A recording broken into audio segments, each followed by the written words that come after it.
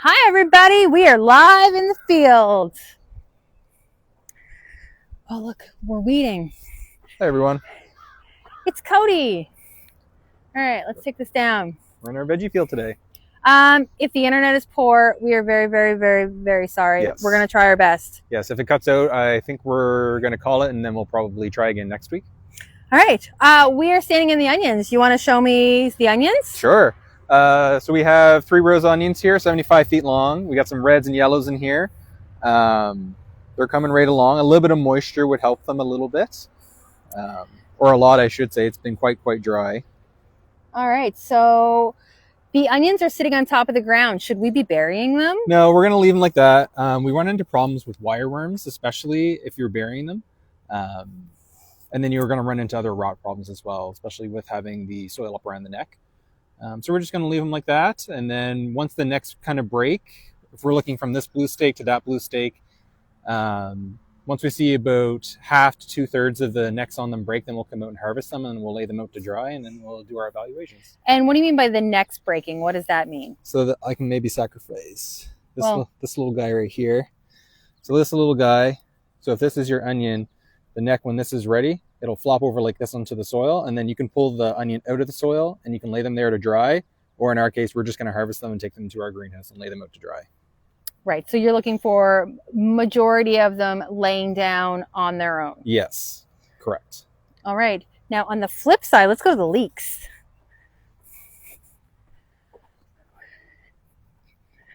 How come the leeks are buried so much deeper? So we buried our leeks, and I'll come over here, maybe you can see better. So what we've done is we've hilled the soil up around them, and we're actually trying to blanch the stems so you get more white in a more harvestable and usable area. Kind of like how you would maybe hill like your pumpkins or anything like that to stop them from blowing around in the wind. And when we planted these, we actually planted them in a trench. Yeah, there was a little trench. We planted them in there. They took quite well, and then we just hilled around them as they kept growing. Yeah, and will we add more soil? Will we keep going? Yeah, we'll probably do this once more before the end of the season. These will go well into the fall before we harvest them. I'm thinking probably like end of September, October. This is really like the last thing that we take out. That and the Brussels sprouts. Yes, yeah, those would be the last things that we take out. All right, feel free to ask us any questions in the comments, guys. Otherwise, we'll keep giving you a tour. Yeah, let us know how your season's going so far. You know, it's been really dry here on PEI. How your garden's doing? What are you struggling with? I know Japanese beetle has been a hot topic the last couple of weeks too. So Drought's a problem. Yep. What do we have here? So we have, this is a second planting of bush and snap beans here. This is our first planting. We just do 2 plantings, see how they do throughout the season, make sure we get a good look at yields and such. Oh, they're so pretty. So in here, these are Romano beans. So these are a cross between a snap bean and a flat bean. Yeah, you eat them like you would a snap bean. They're actually, so far this year, I've been preferring the Romano beans over the snap beans. They've been a lot better for some reason. Me too. Yeah. I like them more. And how do you know which ones to pick?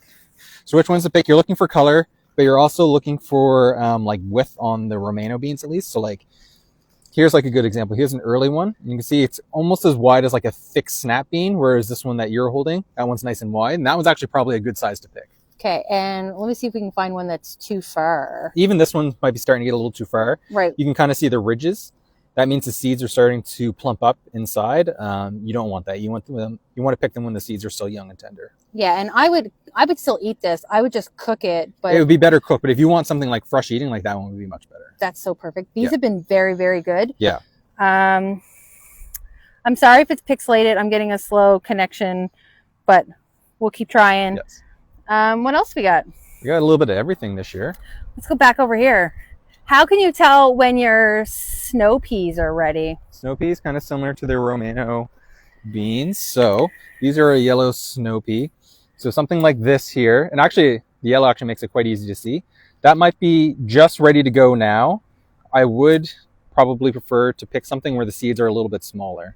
Now this is an extreme case, but we're having weird harvests this year because of the drought, and it's making scheduling for picking things a lot harder. We just, especially noticing it like in the cucumbers, where like cucumbers are scheduled like you could go every day or every other day and pick them, where now it's very sporadic and throughout the week, so it's hard to get the timing right for picking them. So this one's way far gone. Yeah, so like I can even try to crack one of these open to see the seeds. So you can kind of see there how small the seeds are. Yeah. Yeah. And those look like they're almost like shelling peas. Yeah. Yeah, exactly. And I mean, you could still eat this. It would just be a little bit more tough. It wouldn't be young and tender. It might be harder to chew, like break down in your mouth. If I were to eat that, I would treat it like a shelling pea. Yeah, you could do that. But yeah, you want them nice and thin and slender. Yeah. Not fat. Yeah, exactly. These guys did not like attaching to the fence. They didn't, and this is why we trial things, for things just like that. There are some peas that grow quite well, and then there's some that don't grow well.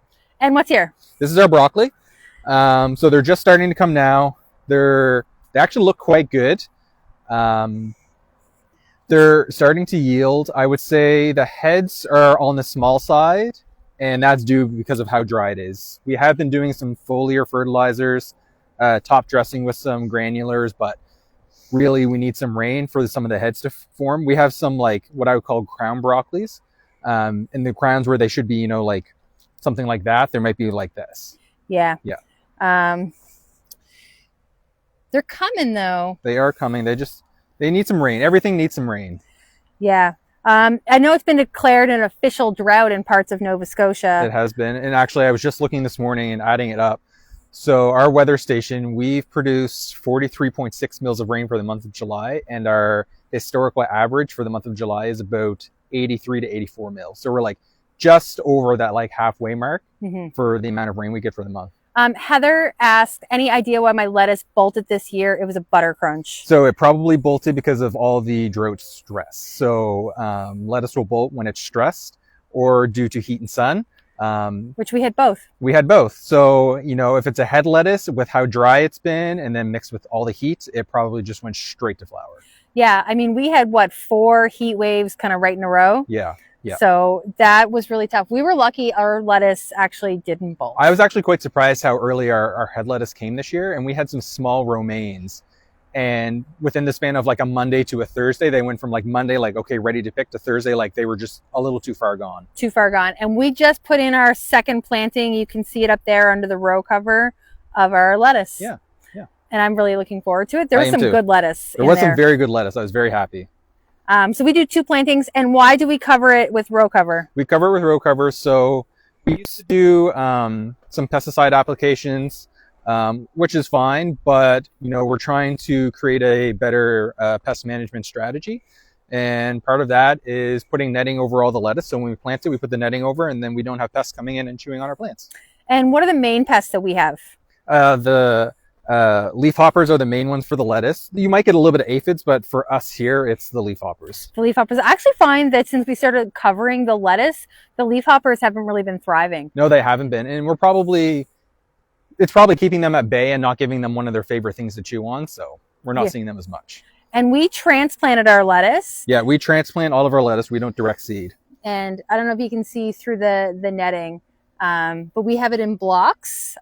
So there's a tag, and there's probably 20, 24? There's about between probably 20 to 30 plants in a block.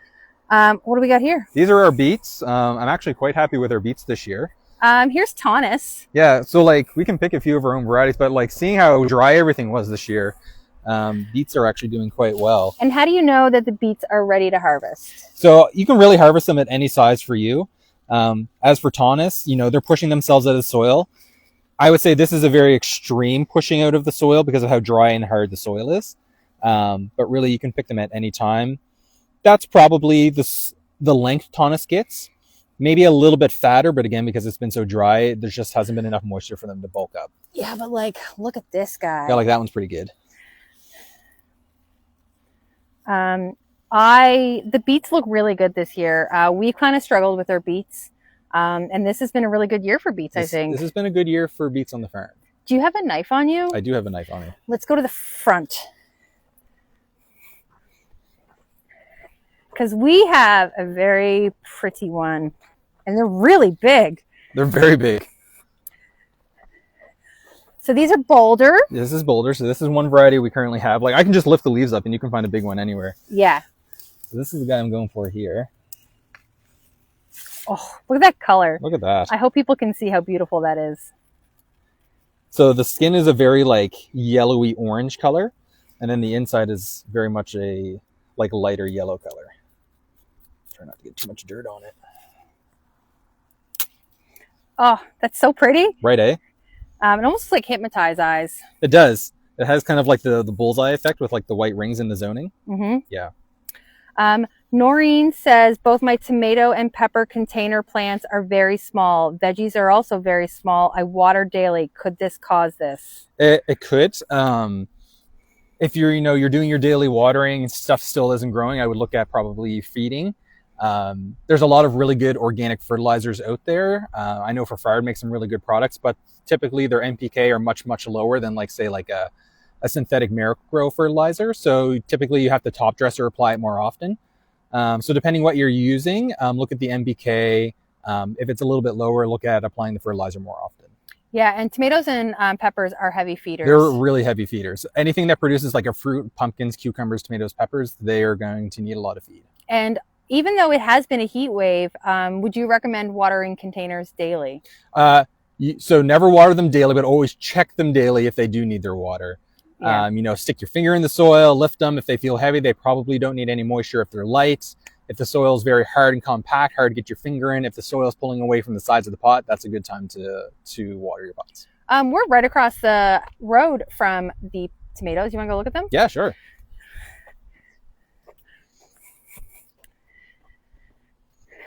See some nice ones in here.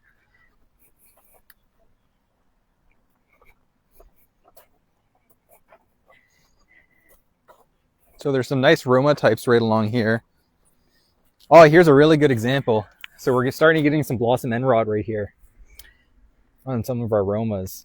Blossom end rot is caused by a lack of calcium, but that lack of calcium is due to insufficient moisture in the soil. The calcium nutrients are a little bit bigger and they need more water to push them through the plant. And if there's not enough moisture, that calcium can't reach the fruit, thus causes the blossom end rot. Yeah. And we're trellising our tomatoes using the Florida weave and like pinching off a lot of the suckers and keeping them nice and airy. Yeah. So there's airflow. The big thing here is like this bottom here, we're having no leaves and no fruit touching this or touching the ground. And we just want to make sure that, come later in the season, we're not going to have an ideal place for late blight to start popping up. All right. So here are the determinate tomatoes. Let's go over here. We got Primo Red right in front of us. We made a makeshift trellis. We have so many tomatoes, we can't cage them. But we kind of did the same thing. We tried to pull everything up off the ground so nothing is sitting. Now I would come through and even just cutting that in half prevents it from touching the ground. So there's not lots of airflow for them. Look, ooh, they look really good. They do look very good. I'm very happy with them. So we're very close to your next favorite crop too. Yeah, that is my favorite crop. Let's go. And there's two favorite crops. There's two favorite crops. We may as well stop here and talk about corn. Sure. So this is corn. This is our third plantain corn. That's why it's so small. So corn germinate by wind or pollinate by wind. So there's different types: super sweets, synergistic, normal sugars, that sort of thing. And they all need pollen from within their own genotypes in order to create kernels that aren't starchy and very flavorful and filled with sugar. So to do that, we offset the planting by anywhere from 7 to 14 days. And then that allows each planting to pollinate within its own genotype. And then we can harvest that corn. And then as we're harvesting and evaluating that corn, the next one will come up and then be pollinated too. Yeah, this is our third planting of corn. This is our third planting. We've got two more up there that we'll show you when we get to it, but they're all at different stages, so they won't flower, even though it's not flowering. Yeah, and it's actually kind of cool. I've recently learned about using corn as like a windbreak / basically microclimate creator. So this is all of our heat-loving stuff in this area, and we're using corn to separate like our melons and our peppers and our tomatoes to try to trap some of that heat between the rows of corn, basically. It's very fun. The melons are very happy. They are very happy. I'm sure if we looked, we could find lots of babies coming. There are lots of babies. Look, there's one right here. There you go. Melon. That looks like a honeydew. Yeah. So you can kind of see how big they are. Let me see if I can find a good plant. We're really coming into the time now when the melons are starting their fruit set.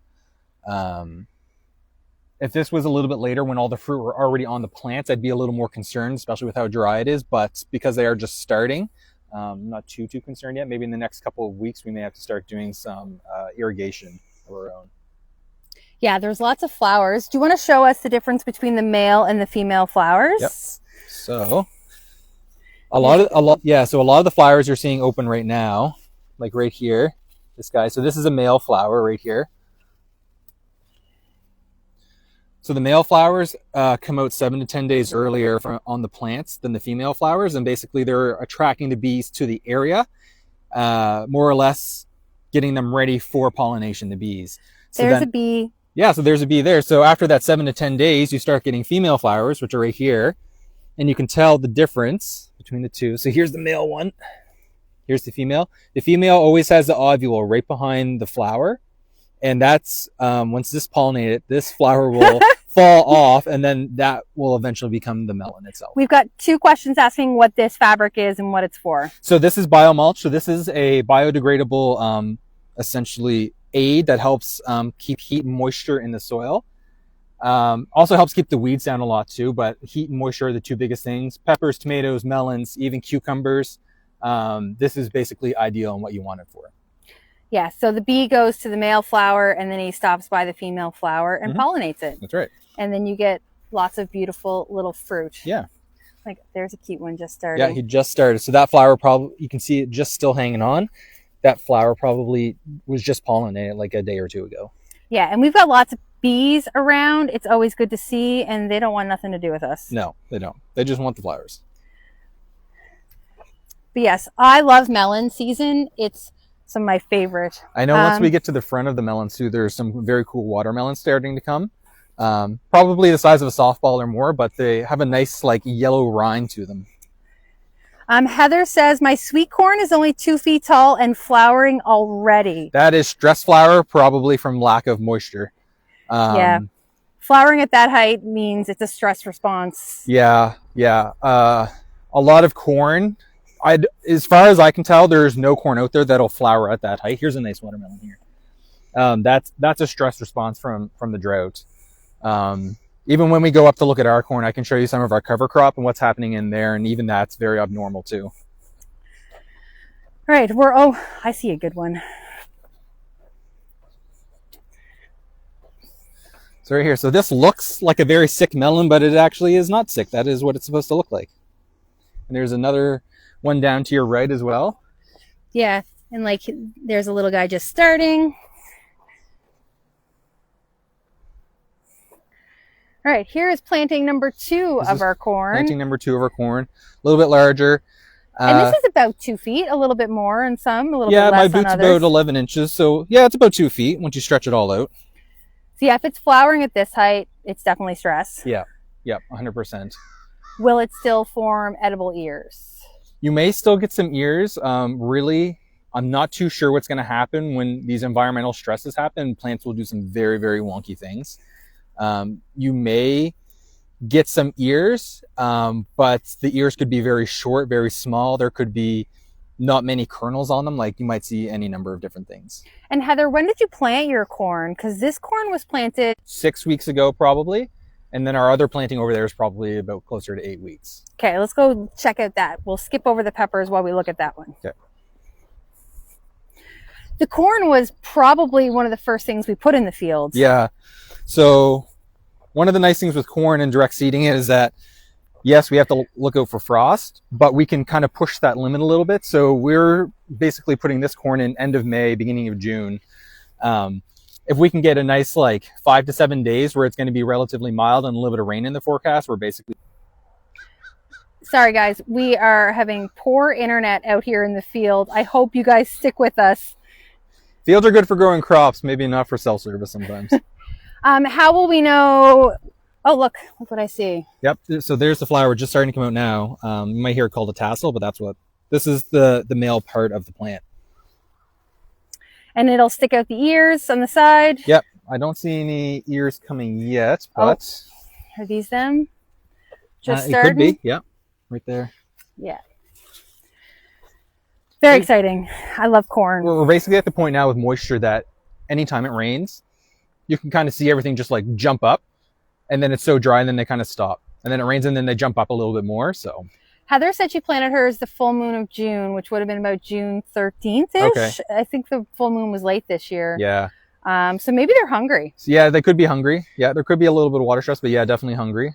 Corn is like peppers, tomatoes, fruiting bodies. Like they're heavy feeders too. Like they cannot get enough nitrogen. Yeah. And like, what do you think's causing that? That just could be like maybe a leaf got stuck when it was coming to open. It's very fun. It's looking really, really good. And what's up there? So this is our cover crop. And kind of like an abnormal cover crop in terms of height. So in here, there's a mix of buckwheat and tillage radish and winter wheat. So you're seeing the winter wheat here. And then this is our buckwheat.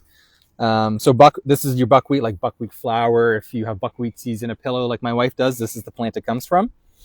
This plant, before it flowers, should be like as tall as what I am right now. And I'm probably, a good 3 feet kneeling down. Yeah. And this is drought stress.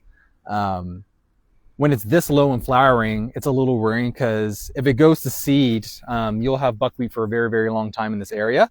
And with it this low, it's going to be hard to mow it this close to the ground. Yeah, we start calling it buckwheat instead of buckwheat because it just, those seeds, they go everywhere. Yep. Otherwise, we had good coverage of the field. It's just nothing's getting very tall and growing very well. So why did you choose to cover crop with buckwheat? So buckwheat is very, very quick to establish. So the buckwheat comes in, establishes very quickly. The tillage radish comes in and grows down into the soil, breaking the hard pan. So it's going to create more air pockets and pockets in the soil for water and air to sit in. And then the winter wheat is just to sit here all winter and hold the soil in place. So if there's any, heavy rains, snow melt, erosion, windstorms, or anything like that, it's going to hold all that soil in place so we don't lose it. And we're leaving the tillage radish in the ground, right? Yeah, so the tillage radish is going to stay. So this is going to stay like this until next spring. And then this kind of middle third of the field I'm kind of kneeling next to now is where our trials will be. And then on the far end up there, we'll probably repeat this process again next year. Yeah, so it's really good. And they say that buckwheat is good for wireworm, which we happen to have a little of. We have a lot of wireworm. And yeah, so buckwheat is supposed to help deter wireworm. We could if it was a little bit cooler and a little bit more moist, we could probably find easily some wireworms by digging down right now, but it's just too hot and dry for them. So they're probably like a good 6 feet underneath the soil surface right now. Barbara says that buckwheat honey is highly medicinal, as is good for manuka honey. Yes, there are lots of people use buckwheat honey. I also know it's very, very dark. My wife keeps bees, and there's some buckwheat fields close to us once in a while, and we get some very dark honey. Or I should say she gets some very dark honey. Yeah. Buckwheat's fun. And now usually when we pull things out, we will do a quick cover crop with lettuce, so it's not just bare soil. Yeah, so what we'll do is, like some of our plantings, if our first planting of beans or our first planting of lettuce, we'll get in and we'll cover crop with some buckwheat. That'll grow very, very quickly, establish itself, set roots, and then we'll go in and basically scalp that. We'll mow it as short as we can, and then that root mass will sit there. And then throughout the season, weeds won't grow there. It'll hold the soil during like our fall rainstorms and such. All right, we did pass over our peppers, but they are looking phenomenal this year. Looking very, very good this year. I'm very happy with them. Knock on wood right now, I think we may have a bumper crop of peppers this year. I know. Now, the internet gets poor the closer up we get, so we should stay. Yeah, we'll stay on this side. We'll stay in the further end, but yeah.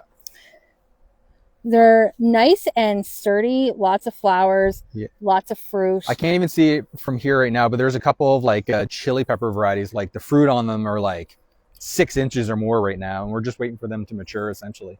Now, something I plan on doing when I have some spare time, which is never, all these leaves underneath where it's set fruit and they're sitting on the ground, those have to come off. It's just going to encourage a blight and disease to come in. Mm-hmm. So we will have to start pulling off these bottom leaves. These aren't needed for the fruit above it. So you never really remove leaves above the fruit, just under fruit. Yeah. But they're spectacular. Yeah, they're like nice and full. They're nice color. There's lots of fruit on all the varieties. So I don't think we can't be mad with our peppers this year. They're doing quite well. I've never seen the peppers look so good. No. I'm very, very proud of that one. And over here we have your favorite thing. Yeah, I like pumpkins. Pumpkins are my favorite. So this is a variety called Half Pint. It's one of my favorite varieties. I don't know if we're going to have it anymore. I think seed production of it is very, very hard to come by now. Anyway, these are a non-binding pumpkin. They're shrub type. You get about 6 to 8 fruit on one plant. And then the fruit themselves are like cannonball shaped. They're short. What kind of ball would you say they're kind of close to the size of? Yeah, cannonball, like a tiny bowling ball, but even smaller almost. Yeah. Like a 5-pin bowling ball, maybe. Like. Yeah. We use them for displays, and we do our pumpkin decorating contest with them. Yeah, I mean, we have a 150-foot row here. 150 plants divided by 3 is what? 50, we'll say 50 plants times 8. So quick math, that's how many fruit we're going to average. That's a lot. Yeah. That is a lot. And you can see that while this row is not weedy, this row is still weedy. Yeah, still weedy, but they're still growing. Everyone has weeds. Don't feel bad. Not everything is always picture perfect all of the time. No, and we are slowly getting our pumpkins weeded. We're kind of like right at the start of like height of harvest for us. Yeah, there's a lot, and we don't just do this, right? We have like all of this across road and flowers. Yeah, we have all this across road and flowers. We have some containers as well as like we want to make sure we're harvesting and we're not wasting a lot of food. So you just prioritize things. But with the lettuce going in, we have peas. We have one more planting of peas to do. Yes, and that'll be it for our veggies this year.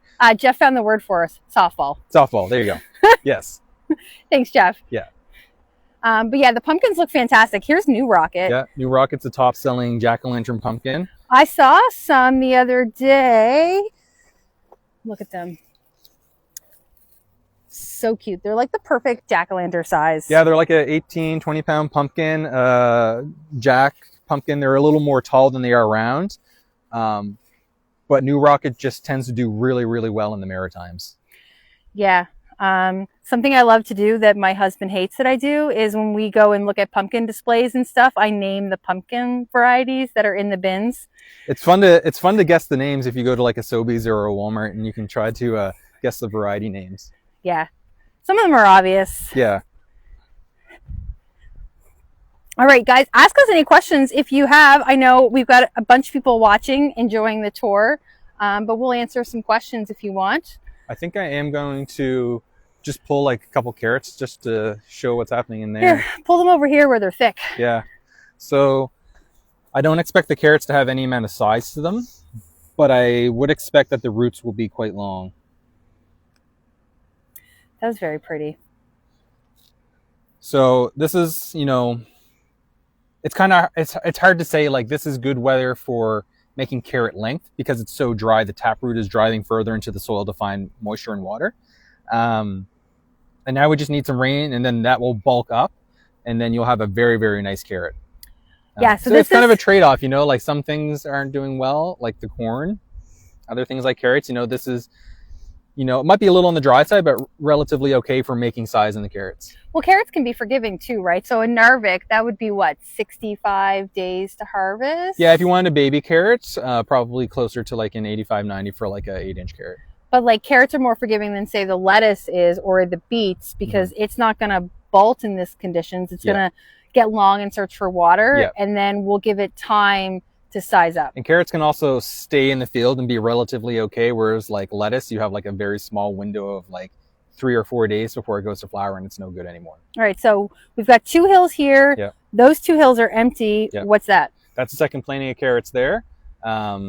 When did we plant those? It must be at least 2 weeks ago now. It was 2. I was on vacation, so it was 2 weeks ago. It was 2 weeks. So again, running into moisture issues. I would suspect the seeds have done some growing in the soil. They just haven't broken through yet because it's been so dry, but also because of the dryness, it's building like a crust on the soil, and it's hard for a little seed to push through that, a little plant. And I think it's really important because like that's been 2 weeks. We see 0 germination, and I'm not worried. Are you worried? I'm not worried at all. Honestly, like even like 3 weeks, like I wouldn't be worried then either. Yeah. Yeah. I know a lot of people think that like I haven't seen them germinate because like beans and peas are so fast. Yeah.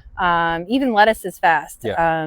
But it's been really dry and Even these come. carrots, like earlier in the season, like these ones were very slow to come up too, and like they eventually came, and like they're a little spotty, but like overall there's carrots here. So I honestly think that these are spotty because we were getting the cedar going. we had some cedar problems, but also like we had you aim to plant seeds and a lot of things in the soil before rain.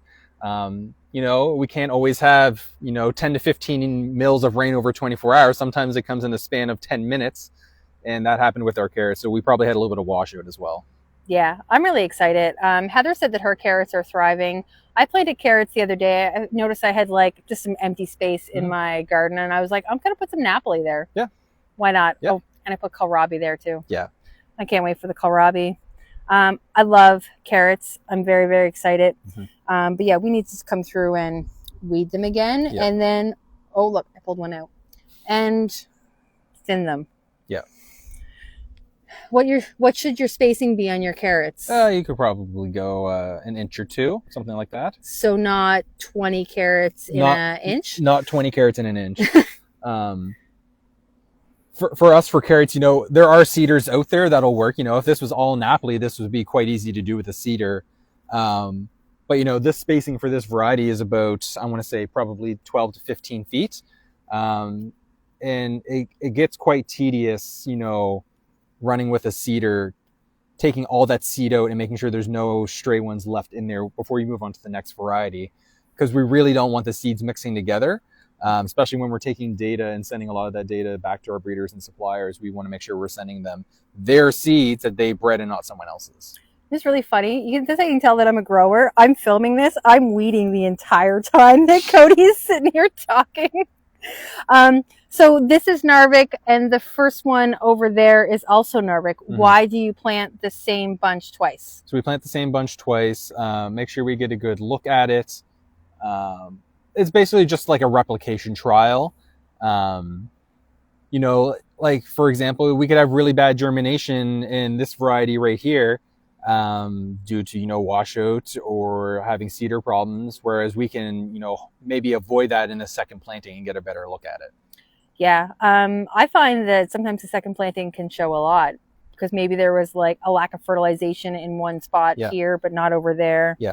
It's basically just giving you a redo more than anything.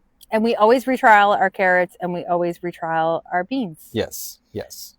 And peas, this is a new one, and I'm happy. Yeah, we're gonna do a second planting of peas. We've tried in the past, but I think we planted them maybe a little too early in the season, and just the heat of the summer baked them. So we're gonna wait a little bit longer into the season this year, and then we'll plant them. Yeah, I'm excited. I think peas. We could have put them in, already, but again, it's been dry, so like, why try to rush putting the peas in? Let's wait till a little bit of moisture is on the way, and then we'll put them in then. And I'm not worried because they're fast, and I think it's really important to get a handle on the weeds in the fields. And like, we're still gonna have, Septembers are warm now. They're not, getting cold, and we're not getting huge frosts anymore. So, if we end up planting it next week or the week after, we still have like a good 6 weeks of growing for the peas left. And that 6 weeks is going to be much warmer than 6 weeks in the spring, so the peas will come much quicker than they will in the spring. Yeah, and we're going to hopefully have more rain. Yes, we're going to have more rain. I hope so. So we are right next to the beets again. I heard a little rumor that we were adding a new beet to the catalog. Maybe we'll show the beet, but maybe we won't show the name. We won't show the name, but we'll show it. So it definitely is going in. We have confirmed it. And here's Boulder. So there's Boulder just for comparison. I got it dirty, so like that's my fault. That's all right. I'll look for, here's a really good one here. So the outside color is similar, maybe a little bit darker. But the new one really comes to shine when you look at the inside of it.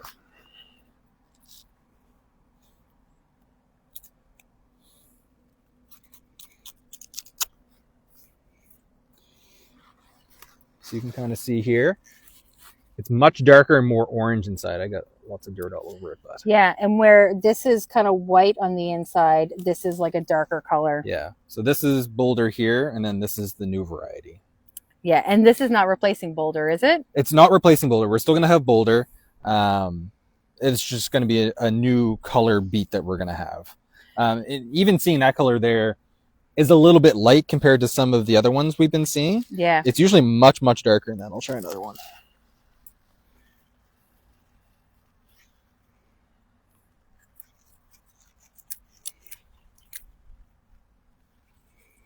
Yeah, that one's a little bit darker inside. Yeah. Along the edges. It's really nice. Oh, the very last one in this row is a fun one. We should harvest one. Okay, we'll go harvest one. I don't want to say the name because, like, I don't know how to... Chioga? Yeah, there's a Chiogia. Chiogia would be like, or like a guards mark, like the ones that are like, they almost look like a target. It's one of those ones that, like, I'm not sure if I'm pronouncing it right. And, like, even like Taunus. Is it Taunus or Tanis? I hear everyone say Taunus, so I just say Taunus. There's Merlin.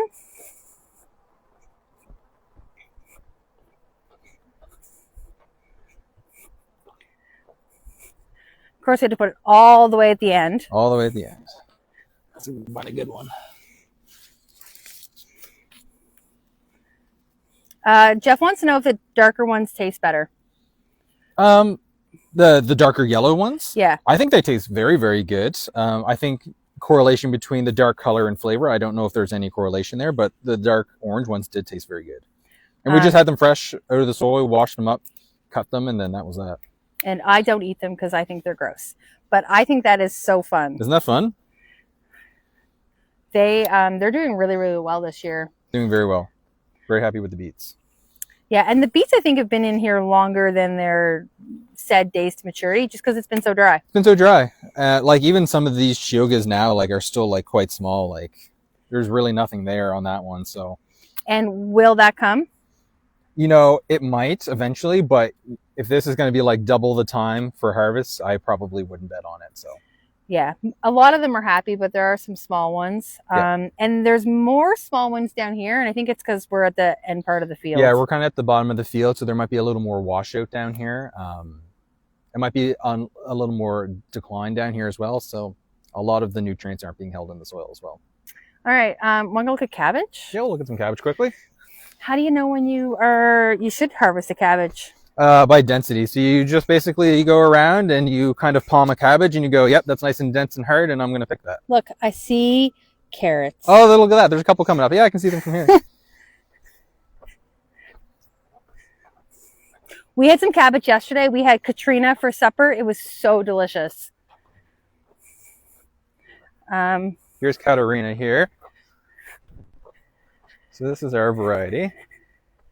And this is a single serving small cabbage, 45, 50 day to maturity.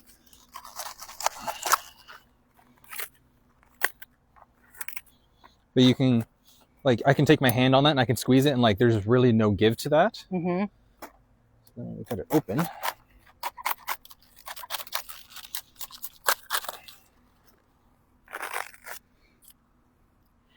Now, a little rough cut from your knife, but it's gorgeous. Yes. So this is a summer cabbage, so we wouldn't expect this to be as dense as a winter cabbage. You are going to have more of these kind of pockets inside of it. You know, a lot of the cabbages you would buy in store would be winter storage types, and that, like, basically for our winter types, we're looking for none of that. Like, if we took a winter cabbage and we saw that, we're like, that's not a good winter cabbage. No. But for a summer cabbage, this is pretty typical. And what's the difference between a summer cabbage and a winter cabbage? Storability and days to maturity. Winter cabbages tend to be like 100 days, even like some pushing 120 days to maturity. Like this one here is 45 days. Some of our other types are in the 60 to 70 day range. Yeah, and that's delicious. Our winter cabbages are right here, right? Yeah, they're right behind you. There's some reds and there's some other whites in there. And like they're barely even starting to head. Yeah, yeah. Because they just take longer. I think summer cabbage tastes sweeter. Yeah. Like here's one that's just starting to head. Yeah. But he's so far. They got a lot of growing left to do in them. Yeah, that was delicious. I'm really glad we had that last night. We can't leave it here. The beets we can leave in the field, but this is coming with me. All right, you take that one home with you.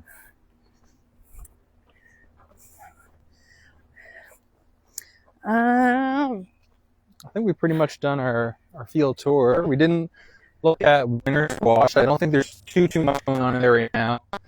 Cucumbers. Our cucumbers are a little rough again because of how dry it's been. And this is how we get around. This is our golf cart, complete with first aid kit and a bottle of insecticidal soap to kill Japanese beetle. You can go look at some purple pole beans very quickly because those are doing quite well and they're actually quite nice.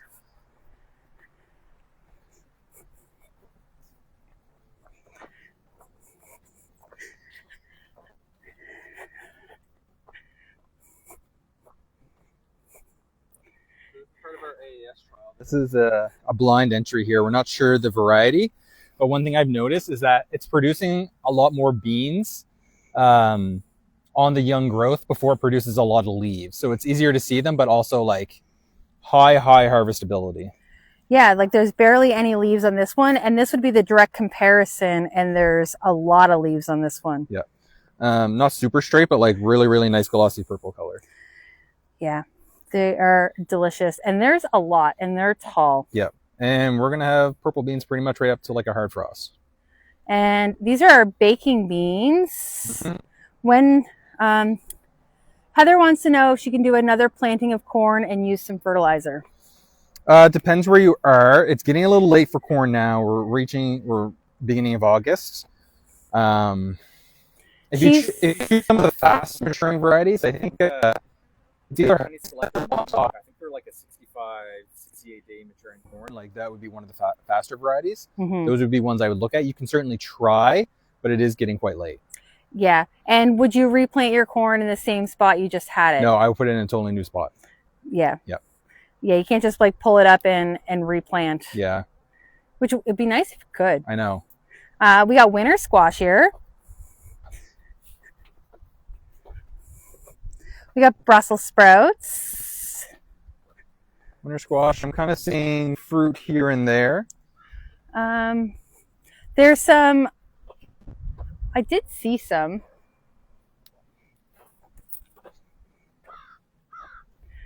Oh, here's one here.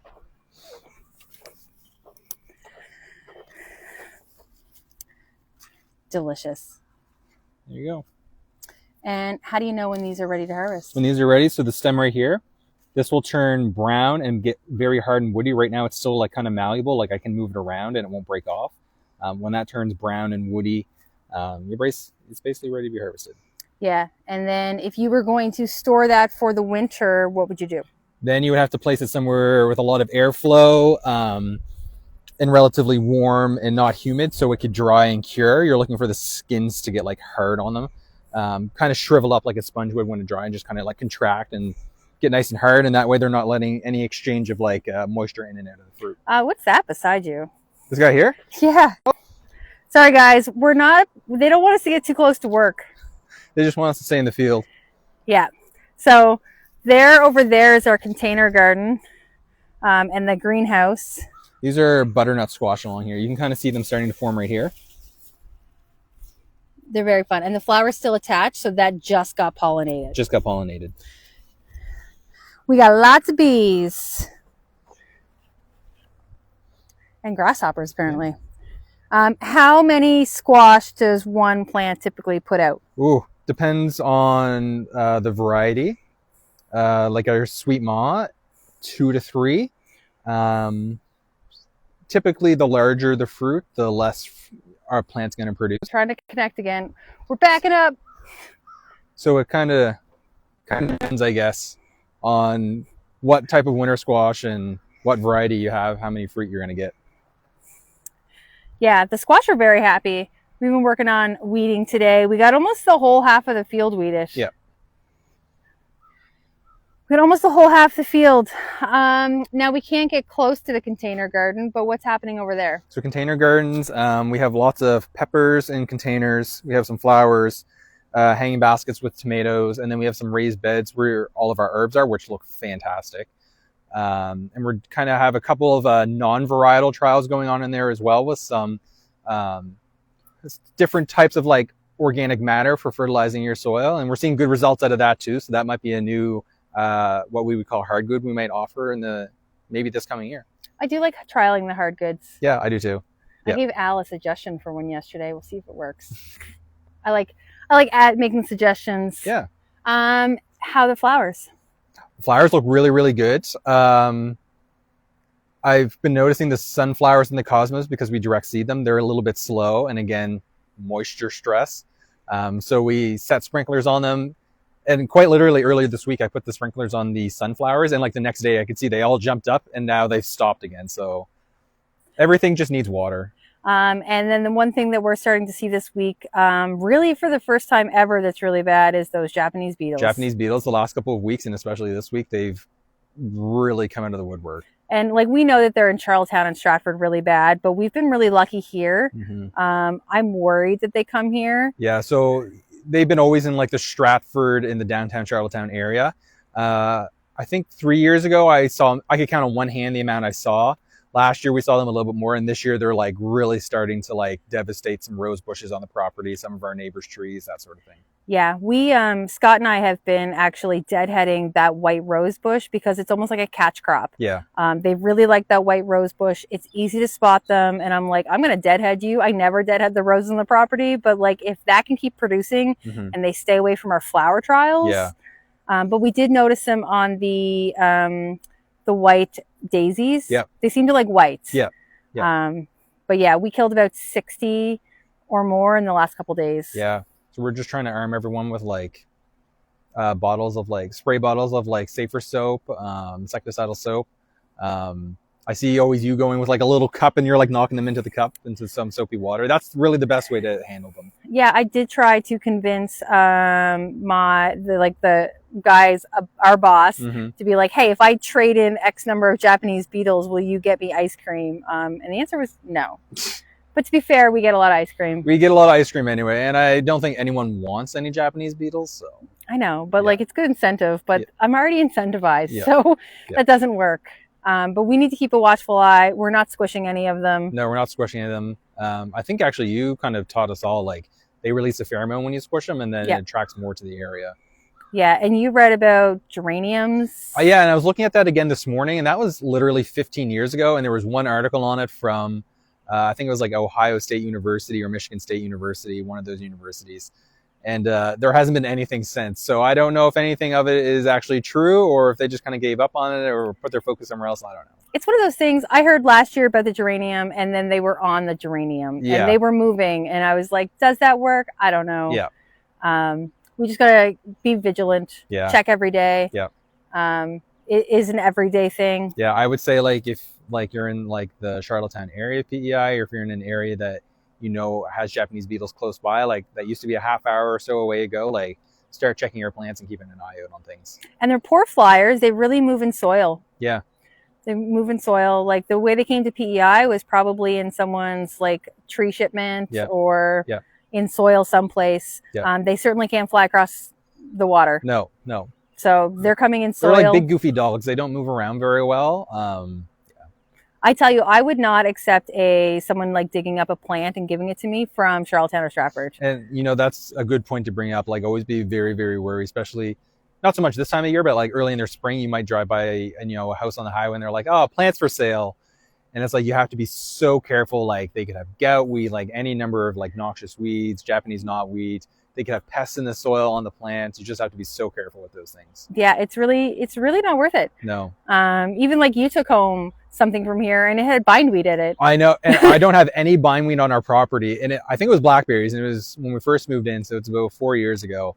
And I went out one day and I saw the bindweed coming up next to it. I was like, shutting this down right now. We're not having bindweed on this property. Yeah. I haven't seen any since, so. It's just important. Be careful where you get your plants from. Most of these things are moving through soil. Yeah. Be mindful. Free plants sometimes aren't worth the headache. Do plant walks. Yep. Always do plant walks. Go take your coffee, tea, walk around in the morning or in the evening. Yep. Fertilize. Yep. Trellis your tomatoes. Get them off the ground. Yep. Get ready for the fall and the wet weather. I'm excited. Everything looks so good. I'm excited too. This year I counted tomato varieties. We had 57 varieties of tomatoes to eat this year. That's less. That's less. Did you include the containers? I included the containers, yeah. And do you think people know that they can come visit us? They can come visit us. You can come, walk around our fields, look at things. We just ask that you don't eat or take anything, because we are doing data collection, but you're more than welcome to, come walk around the fields, look at, the varieties. You might catch Tara or myself or someone else, ask us questions, ask us plant questions. We're all big plant nerds. We'll, talk your ear off for a half an hour. Yeah, and the field is really easy to find this year. The main building is just over that way. Yeah, so if you follow our long driveway up until you see the greenhouse, if you come on the backside of the greenhouse, then you'll see the veggie field there. Yeah. Flowers seem to be the most popular, and they're also the easiest to get to. They're directly across the road from our main building and parking lot. And they're also the nicest to go look at, I find too. And the monarchs are there, busy laying eggs. So. Yeah, we have lots of swamp milkweed and other milkweeds there, and they're just like having a time right now. They're having the time of their life, and I want a weed over there, but I'm worried that the monarchs have laid eggs on a weed instead of the milkweed right next to it. We'll just wait until the larvae come out and turn into butterflies and leave, and then we'll do weeds. Because I wouldn't want to pull it and take it to the compost pile where there's no milkweed, and then they hatch and they got nothing to eat. Yeah. So don't mind the weeds in the milkweed. Yeah. We're feeding the butterflies. Yes. Well, I think we will wrap it up. Perfect. That was awesome. That was a very good tour. Thanks everyone for joining. I'll see you guys next month. Here, I'll flip the camera around. It's been on you this whole time. Bye, everybody. Bye. Thank you.